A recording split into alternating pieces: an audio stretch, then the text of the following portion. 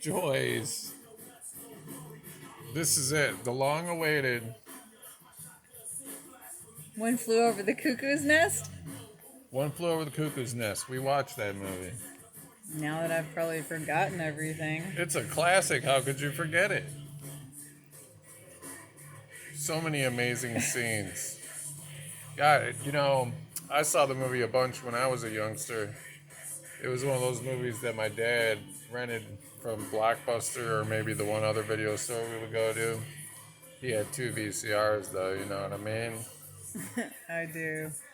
So I saw the movie a bunch of times, but I don't think I had seen it probably in almost 20 years, maybe. I don't know if I've ever seen it all the way through till now. Right. I had been wanting to watch it. It's a good movie. Based on the book by Ken Kesey. Mm-hmm. Yeah, what'd you think? I thought it was great. I thought it was a good movie. Jack Nicholson was amazing. He really steals the show, but I mean, everybody, all those, there's all those actors. It's really like it's like a Goonies kind of level, or like The Outsiders or something, like you see, it's like such a star-studded cast. Yep. Yeah, but Jack was even kind of different than he is in a lot of movies. Oh well, he really had to put that movie. He put that movie on his back like he was Matt Lillard. I'm sure he would take that as a compliment. So for those of you who have not read the book or seen the movie and have no idea of what One Flew Over the Cuckoo's Nest is about, it is about a gentleman named Jack Nicholson R.P. McMurphy. as R.P. McMurphy, and he is a prisoner who is supposedly he is pretending to be crazy because he doesn't want to do a bunch of hoe shit like break rocks or dig ditches and stuff in the chain gang. So he acts like he's crazy, so he gets committed to a psych ward. Right, he thinks it's going to be easier time. But there is a problem because he ends up on this ward with the horrible nurse Ratchet, who he tries to give a hard time, and she just is trying to shut him down with every little shenanigan he comes up with. Right, but it's so, like, well written because it's not like she does anything, like, overt or outlandish. It's just, you can just see it in the way she portrays the character and just the little nuances of activity that happen. It's not like she does, outright things. Right, she kind of just like, It's so well done. it's like like there's the part where he wants to put on the baseball game, which I think was in the book too, and she's just like, yeah, we got to vote, and then like, they do the vote and nobody votes because they're all a bunch of chicken shits. But then on the next time they vote again and they have a unanimous vote, and she's like, oh, but what about the other 9 people on the ward? Mm-hmm. She keeps changing the rules so that she always wins.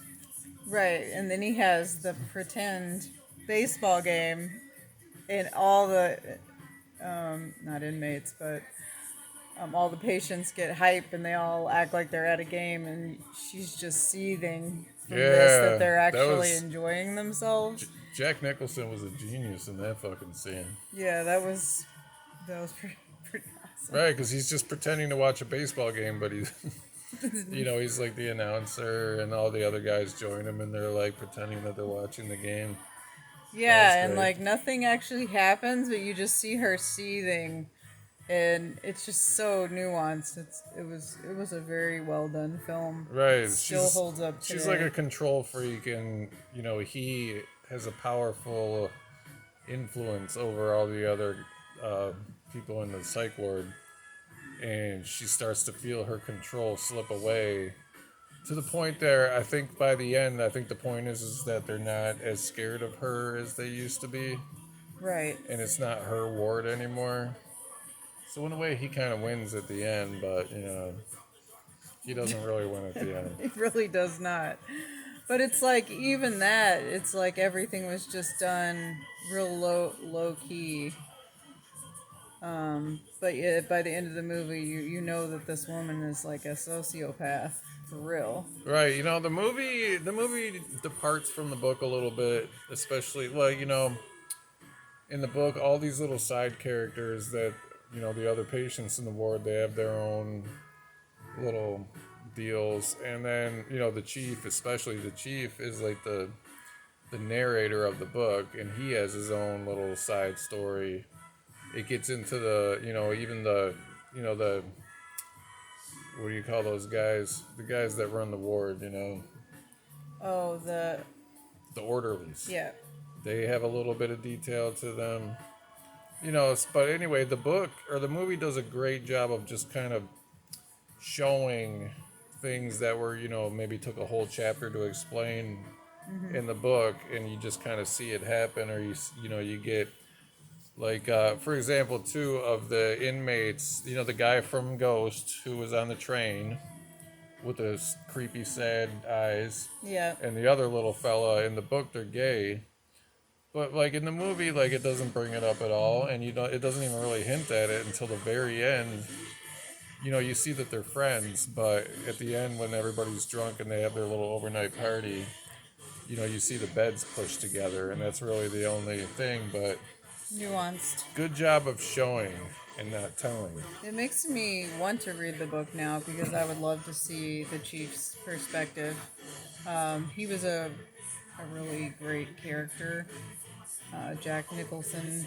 Just like the fact that Jack Nicholson cared enough to like include all these people in his, he was doing it out of like a love for them that was impressive. Like going out on the boat and taking them all with him. Like a normal person that was all out for themselves, they wouldn't take all these crazy people with them. Right. Well, And he legitimately was like enjoying it and having a good time, making the best of every situation. it's like, not to compare this movie to Schindler's List, but like in Schindler's List, there's like, Schindler is running this factory, and the only reason he has the Jews in the factory is because they're cheaper to employ than the regular Polish people because of the Nazi regulations. And then slowly, he's just like, well, if they don't work for me, they're going to go to the gas chamber or whatever. So he's protecting them. And it's the same kind of dynamic in this book where, like, Jack Nicholson, R.P. McMurphy, comes to the ward, and he's a prisoner, he's a con man, and he's just planning on taking these guys for all they have, and he's whooping their ass at cards and all that, and winning at poker, and winning all their money and their cigarettes and stuff. But then over time, when he starts going head to head with Nurse Ratched, and he kind of helps them out too, and helps them grow as people, and really kind of takes the whole ward under his wing. Yeah, I feel like this is probably would be on a top 10 movie list for me. It was really well done. This is a great movie. I know this movie is definitely in my top 100 for sure. Top 10, gosh, This was a good movie. it was good. Was it a 5 out of 5 for you? Yeah. Nah. I don't give too many 5 out of 5s.